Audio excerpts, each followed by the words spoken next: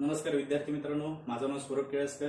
राधे आर्ट्समध्ये तुमचं स्वागत आहे. जर तुम्ही माझं यूट्यूब चॅनल बघत असाल तर त्या चॅनलला पहिल्यांदा सबस्क्राईब करा, बेल आयकॉन क्लिक करा, लाईक करा आणि कमेंट करायला मात्र विसरू नका. विद्यार्थी मित्रांनो, लॉकडाऊनच्या काळात घरी बसून शिक्षण देण्यासाठी एक चित्रकला या विषयाला घेऊन मी या चॅनलद्वारे तुमच्यापर्यंत आलेलो आहे. चित्रकला आपण आजपासून शिकणार आहोत. माझं हे पहिलंच लेक्चर आहे, कृपया काही चूक झाल्यास क्षमा असावी. मित्रांनो, पहिल्यांदा आपण कलेविषयी समजून घेऊया.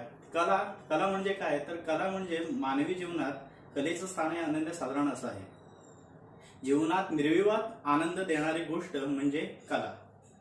आता अन्न, वस्त्र, निवारा या तीन माणसाच्या मूलभूत गरजा पूर्ण झाल्यानंतर माणसाला ओढ लागते ती आनंदाची, आणि तो आनंद मिळवण्यासाठी तो वेगवेगळ्या गोष्टी करतो, त्याच्यातून आनंद मिळतो. पण सगळ्यात जास्त आनंद कशातून मिळत असेल तर तो कलेमधून. मित्रांनो, याच गोष्टीचा विचार करून मी पुढे नेतोय.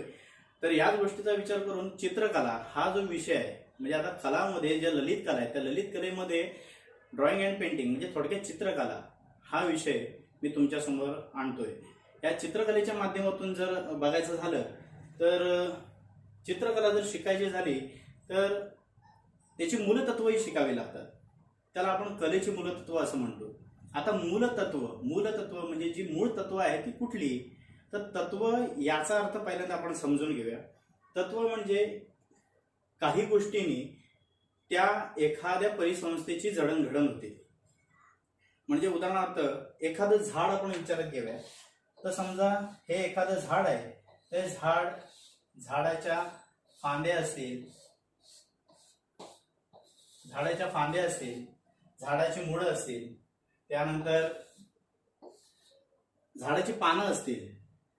ही सगळी झाडाची झाली तत्व, आणि या सगळ्या तत्वांपासून बनतं ते झाड किंवा झाडाची एक परिसंस्था. आणि ह्या सगळ्याच अवयवांना झाडाच्या तत्व असं म्हटलं जातं. तर त्याच पद्धतीने जर आपण मानवी देहाचा विचार केला तर मानवी देह या 5 तत्वांपासून बनलेला आहे. आकाश, जमीन, अग्नी, वायू आणि पाणी. या 5 तत्वांपासून मानवी देह बनलेला आहे. त्याच पद्धतीने जर आपण विचार केला तर चित्रकलेचा अभ्यास करताना 5 तत्व विचारात घेतली जातात, आणि ह्या 5 तत्वांना कलेची 5 मूल तत्व असं म्हटलं जातं.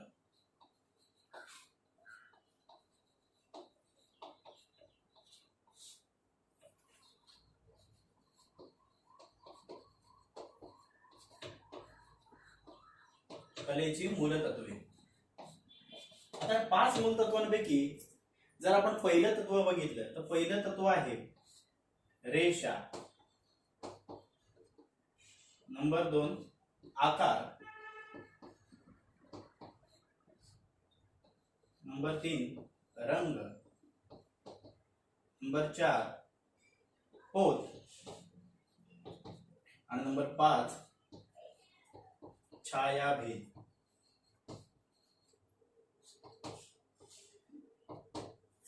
विद्यार्थी मित्रांनो, ही 5 मूलतत्व, आणि या 5 मूलतत्वांचा जर आपण सराव केला तर निश्चितपणे आपण चित्रकलेमध्ये पारंगत होऊ शकतो.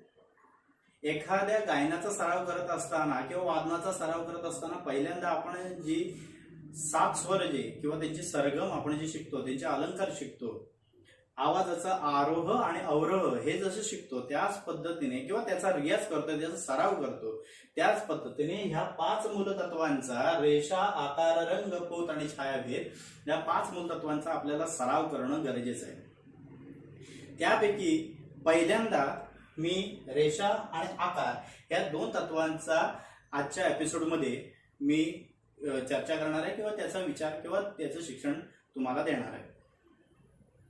आता पहिल्यांदा रेषा म्हणजे काय, तर अनेक बिंदूंचा संच एकत्रित आल्यानंतर तयार होणारा आकार. अनेक बिंदूंचा संच अशा पद्धतीने एकत्र आला की रेषा तयार होते.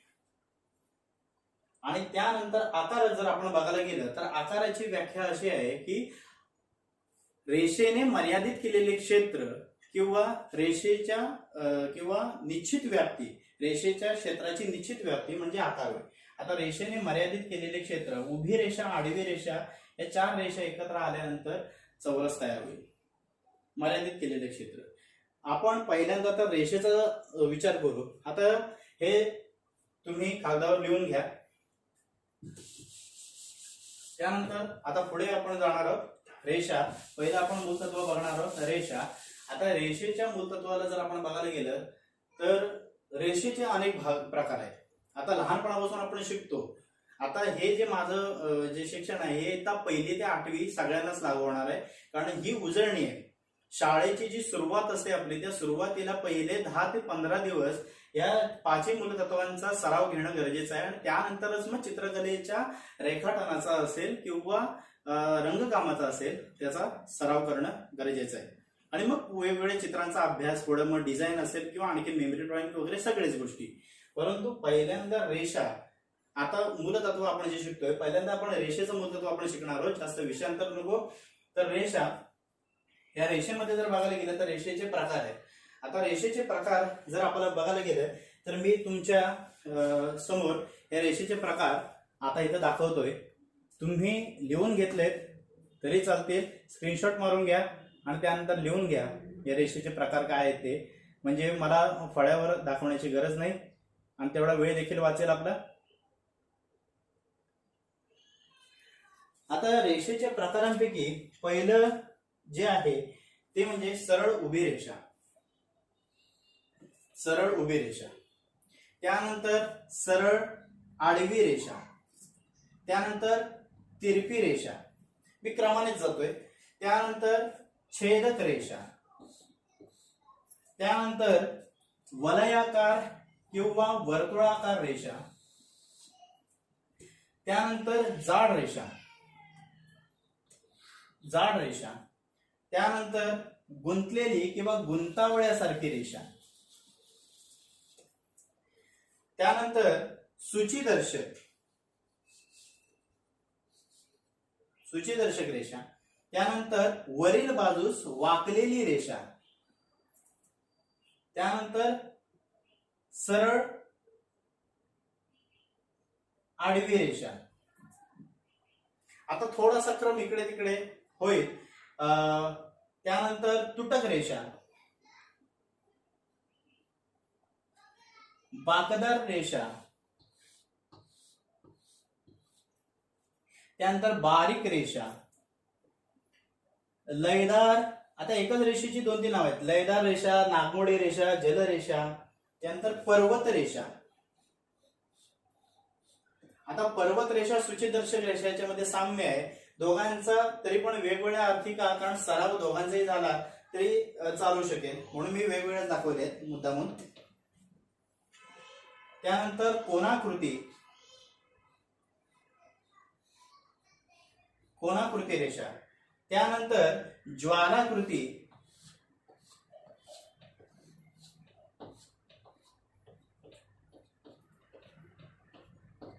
ज्वालाकृती रेषा, त्यानंतर विस्तार वलय वर्तुळे, त्यानंतर एकाच बिंदूत मिळणाऱ्या वक्र रेषा,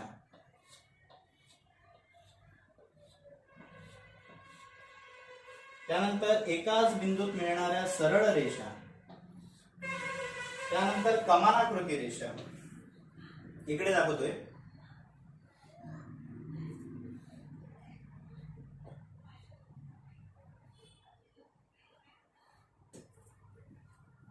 आता जर बघायला गेलं तर किती झाले बघा प्रकार. 1 2 3 4 5 6 7 8 9 10 11 12 13 14 15 16 17 18 19 20 20 प्रकार आहेत. मुख्य जर बघायला गेलं तर 4 ते 5च प्रकार आपण बघतो नेहमीच्या वापरातले, पण त्यांनाच थोडस वेगळ्या पद्धतीने जर आपण बघायला गेलं तर हे 20 प्रकार आहेत. आणि हे 20 प्रकारांचा आपल्याला सराव करायचा आहे. विद्यार्थी मित्रांनो, सराव करायचा आहे तो सुद्धा मी सांगतो कशा पद्धतीने करायचा. तर हा सराव करत असताना तुमच्या वहीमध्ये पाठपोट दोन्ही बाजूस तुम्ही चित्रकलेची एक वही घ्यायची आहे आणि त्या वहीमध्ये तुम्हाला ह्या पद्धतीचा तुम्हाला सराव करणं गरजेचं आहे. 5x5 किंवा 7x7 सेंटीमीटरचा एक चौरस आखायचा आहे तुम्ही.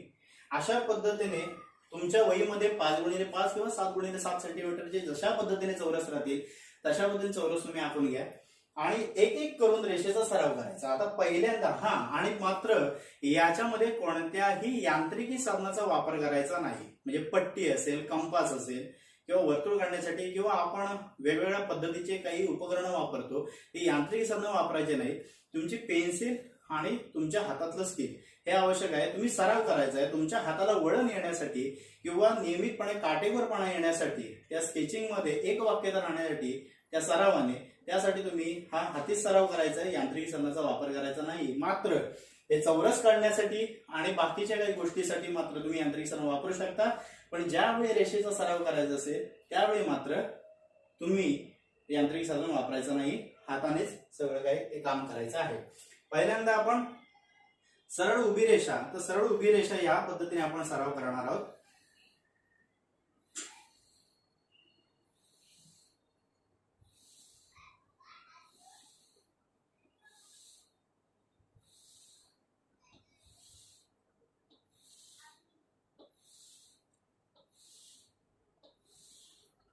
सरळ उभी रेषा, मोजक्याच काही रेषांचा मी सांगतोय.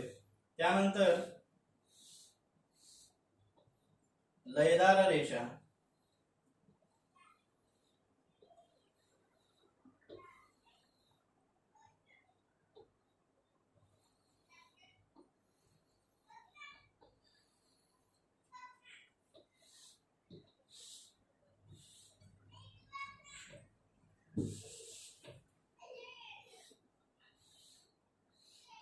लहान मुलांसाठी जर बघायला गेलं तर ही रेषा खूप त्यांना आवड आहे रेषेची, ती म्हणजे गुंतावलेली किंवा गुंतलेली रेषा.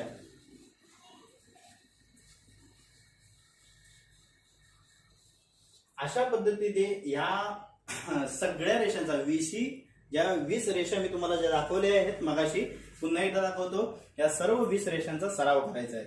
विद्यार्थी मित्रांनो, तुम्ही म्हणाल आम्ही आता मोठे आहोत, हे लहान मुलांचं आहे. तसं नव्हे. या रेषांचा जर तुम्ही सराव केला तर निश्चितपणे तुमचं शेडिंग असेल किंवा त्यानंतरचे किंवा रेखाटन असेल, कारण कोणत्याही चित्राचा पहिला मूलभूत भाग म्हणजे त्याचं रेखाटन. रेखाटन जर सुंदर असेल तर रंगकाम आपसुकच नंतर चांगलं होतं किंवा तशा पद्धतीने रंग लागायला सुरुवात होते. आपली मानसिकता सुद्धा आपण तयार करू शकतो रेखाटन चांगलं राहिलं तर. विद्यार्थी मित्रांनो, रेखाटनाच्या सरावासाठी ही गोष्ट आवश्यक आहे. आणि या रेषेचा सराव अशा पद्धतीने, आता तुम्ही एका रेषेचा 2 ते 3 वेळा सराव करायचा, म्हणजे 2 ते 3 चौरसांमध्ये सराव करा. आणि अशा पद्धतीने 20 रेषांचा सराव हा पूर्ण झाला पाहिजे. त्यानंतर आणखी म्हणजे हा रेषेचा जो भाग झाला की त्यानंतर मी पुढचे असाइनमेंट एक देऊन ठेवतो तुम्हाला आणि समजावून सुद्धा सांगतो. आता रेषा हे जे मूलतत्व झालं की रेषा या मूलतत्वानंतर पुढचं एक मूलतत्व आहे ते म्हणजे आकार. नंबर 2चं मूलतत्व आहे आकार. मगाशी सांगितल्याप्रमाणे रेषेने मर्यादित केलेले क्षेत्र म्हणजे आकार होय किंवा एखाद्या क्षेत्राची निश्चित व्याप्ती म्हणजे आकार होय. आता आकार जर आपण प्रामुख्याने इंडिकेट करायला गेलो किंवा बघायला गेलो तर आकाराचे 4 प्रकार पडतात. आकाराचे 4 प्रकार. त्यातला पहिला जो प्रकार जर बघायला गेलं तर पहिला प्रकार आहे आकाराचा, तो म्हणजे भौमितिक आकार.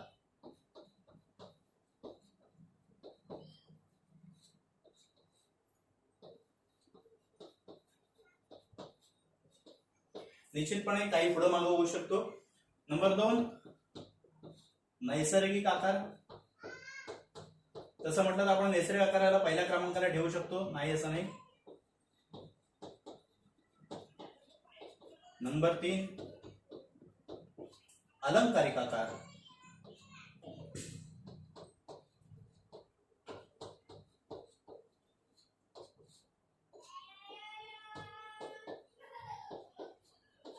आणि नंबर 4 केवल किंवा त्यालाच अमूर्त आकार असं देखील म्हणतात. अमूर्त आकार असं देखील त्याला म्हणतात. आता भौमितिक, नैसर्गिक, अलंकारिक आणि केवल आकार हे 4 आकार आहेत. मी फक्त समजावून सांगतो. या आकारांचा सुद्धा तुम्हाला सराव करायचा आहे अगदी मी म्हणतो जर इयत्ता 7वी-8वीतली मुलं असतील तर त्यांना शक्य झालं तर हे सराव करू शकता. तुम्हाला जर येत असेल तर चांगली गोष्ट आहे, आनंदाची गोष्ट आहे. तुम्हाला हे खूप चांगल्यारीत्या येत आहे. तुम्ही आणखी सराव पुढचं करण्यासाठी सक्षम आहात असं म्हणूया. पण ज्यांना मूळपासून शिकायचं आहे त्यांनी मात्र मगाशी सांगितल्याप्रमाणे रेषांचा सराव आणि आकारांचा सराव करणं गरजेचं आहे. आता पहिल्यांदा आपण भौमितिक आकार बघणार आहोत. तर भौमितिक आकार जर आपण बघायला गेलं तर भूमितीय संकल्पनांचा बोध ज्या घटक आकारांच्या सहाय्याने होतो. आता भूमितीय संकल्पना तुम्हाला सगळ्यांना माहिती आहे. तर त्रिकोण असेल, चौरस असेल, आयत असेल, त्यानंतर वर्तुळ असेल, अर्धवर्तुळ असेल, हे सगळे जे घटक आहेत. म्हणजे त्यानंतर सुद्धा आपण जर विचार घेतला तर षटकोन आहे किंवा अगदी पंचकोन आहे, अगदी षटकोन असेल, सप्तकोन, अष्टकोन, नवकोन, दशकोन, द्वादशकोन वगैरे वगैरे. तर हे सगळे जे भौमितिक आकार आहेत ह्या सगळ्या भौमितिक आकारांना घेऊन तयार होणार म्हणजे आकार म्हणजे भौमितिक आकार, भूमितीय संकल्पनांचा बोध. तर हे घटक आकार सुद्धा तुम्हाला काढता आले पाहिजेत. आता हे तुम्ही काम करत असताना हे भौमितिक आकारांच्या वेळेला तुम्ही यांत्रिकी साधन मात्र वापरू शकता आणि त्याचा सराव करू शकता इयत्ता 1ली ते 5वी साठी. ओके. त्यानंतर भौमितिक आकार झाले. त्यानंतर नैसर्गिक आकार. आता नैसर्गिक आकार म्हणजे काय तर विद्यार्थी मित्रांनो निसर्ग निर्मित जे घटक आहेत. आता तुम्हाला माहिती आहे निसर्ग निर्मित आपल्या अवतीभोवती बरेच घटक आहेत. झाड असतील, पान असतील, पशु असतील, पक्षी असतील, वेली असतील, प्राणी असतील, हे सगळे घटक आकार असतील जे निसर्गाने तयार केले यांना नैसर्गिक आकार असं म्हणतात. त्यामध्ये पहिल्यांदा आता पान आहे, त्यानंतर एखादा आपण फूल घेतलं तर फूल आहे, वेगवेगळी पानं असतील, वेगवेगळे फुलांचे आकार असतील, प्राण्यांचे आकार असतील, हे सगळे घटक म्हणजे नैसर्गिक आकारामध्ये येतात. आता त्यानंतर विद्यार्थी मित्रांनो अलंकारिक आकाराकडे आपण बघूया. आता नैसर्गिक आकारामधला आधी पहिल्यांदा एक घटक जर आपण बघायला गेलं तर हा मासा आहे आणि ह्या माशाला जर ऑब्झर्व केलं आपण पाहिलं तर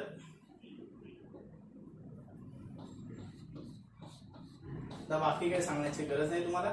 तर हा मासा नैसर्गिक आकारामध्ये अशा पद्धतीने साधारण आहे. तर अलंकारिक आकारामध्ये या माशाचं स्ट्रक्चर थोडक्यात बदलतं. आता अलंकारिक आकाराची व्याख्या द्यायची झाली तर माझ्या पद्धतीने मी एक अलंकारिक आकाराची व्याख्या तरी केली आहे किंवा या सगळ्याच घटक आकारांची व्याख्या साधारणपणे जशी जमेल तशी माझ्या पद्धतीने मी तयार केलेली आहे. तर अलंकारिक आकाराची व्याख्या करायची झाली तर चित्रकार आपल्या कल्पनेने भौमितिक आणि नैसर्गिक आकारांना आणखी सुंदर आणि सुबकरित्या तयार करतो. म्हणजे त्यांचं आरेखन करतो, त्यांचं रेखाटन करतो आणि एक नवनिर्मित घटक आकारांची निर्मिती होते. अशा सुंदर आणि नवनिर्मित तयार झालेल्या घटक आकारांना अलंकारिक आकार असे म्हणतात.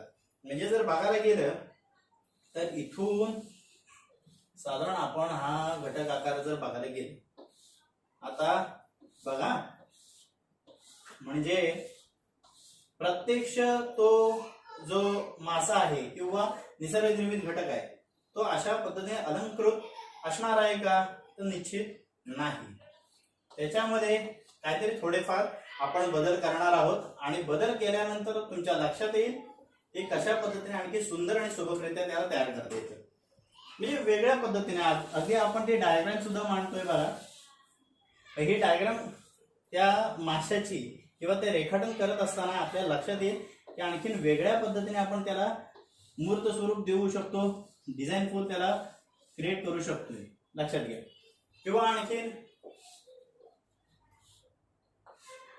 त्याला वेगळ्या पद्धतीने देखील आपण मांडू शकतोय. हे बघा, ठीक आहे. आणखी तुम्ही वेगवेगळ्या पद्धतीने सजू शकता. आपल्याकडे वेळेच्या अभावी आपण कमीत कमी वेळेमध्ये जास्त काम करण्याचा प्रयत्न करतोय. ते हे झाले अलंकारिक आकार. आणि विद्यार्थी मित्रांनो चौथा जो घटक आकार आहे तो म्हणजे केवल आकार. केवल आकार, अमूर्त आकार असं आपण त्याला म्हणूया, ज्याला निश्चित असं स्वरूप नाही. निश्चित असं स्वरूप नाही म्हणजे उदाहरणार्थ तुम्ही विज्ञानामध्ये शिकलेला आहे अमिबा. हा अमिबा हा म्हणजे केवल आकार. ह्याला निश्चितच स्वरूप नाही की आपण सांगू शकतो की हा ससा आहे, हा मांजर आहे, कासव आहे, जे काय असेल ते आपण काही सांगू शकत नाही कारण निश्चितच स्वरूपच नाही त्याला. अमूर्त आकार.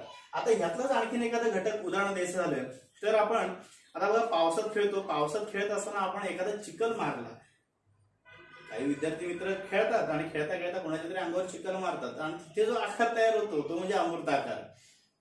किंवा एखादा पाण्याचा ठिपका, आपण सुकी जागा आहे आणि त्या पाण्याचा ठिपका असा, किंवा पाणी सांडल्यानंतर पाणी असं स्प्रेड होतं, तुषार येतात असे, किंवा रंग टाकल्यानंतर तो आपण फुंक मारतो, त्यानंतर तिथे जो तयार होणारा आकार आहे त्याला आपण केवल आकार म्हणू शकतो किंवा अमूर्त आकार असे म्हणू शकतो.